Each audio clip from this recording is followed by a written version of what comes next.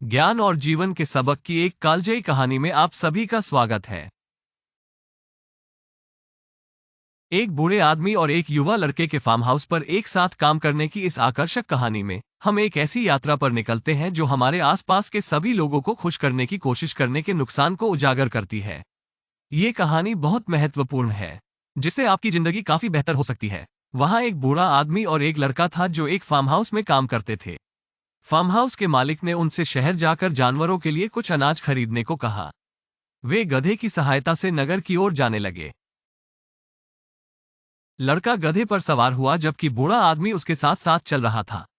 जब वे जा रहे थे तो एक आदमी ने, जो लड़के और बूढ़े दोनों को जानता था, उनसे कहा, देखो, बूढ़ा आदमी चल रहा है और जवान लड़का आराम से सवारी कर रहा है।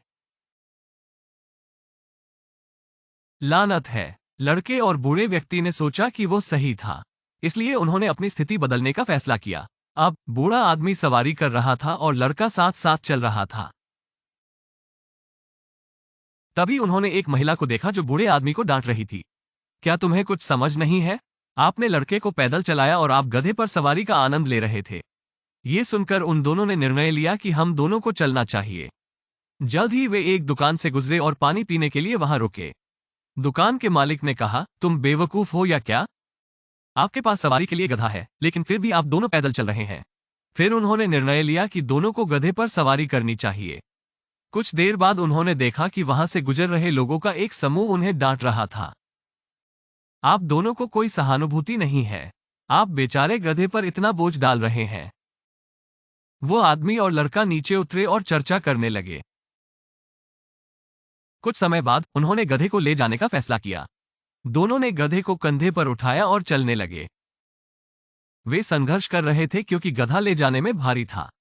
फिर वे नदी पार करते हुए एक छोटे पुल के पास आए। उन दोनों की पकड़ गधे पर छूट गई और वो नदी में गिरकर डूब गया। गधे को डूबा हुआ देखकर लोग बूढ़े और लड़के को गालियां देने लगे।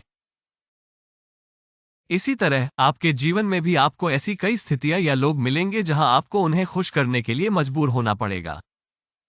यदि आप ऐसा करते हैं तो आपको इसका परिणाम भुगतना पड़ेगा। याद रखें, आप हर किसी को या हर स्थिति को खुश नहीं कर सकते। बस उद्देश्य को महत्व दें और उस स्थिति के लिए वास्तव में क्या आवश्यक है और उस पर कायम रहें। किसी को खुश करने के लिए आपको खुद को बदलने की जरूरत नहीं है। आप जैसे भी हैं पूर्णतः योग्य हैं। सीखने के लिए सबसे कठिन पाठों में से एक ये है कि चाहे आप कितने भी अच्छे व्यक्ति क्यों ना हो, चाहे आप दूसरों को समझने की कितनी भी कोशिश करें, सहानुभूतिपूर्ण बने या मदद के लिए आगे बढ़ें, कुछ लोग आपको कभी भी पसंद नहीं करेंगे।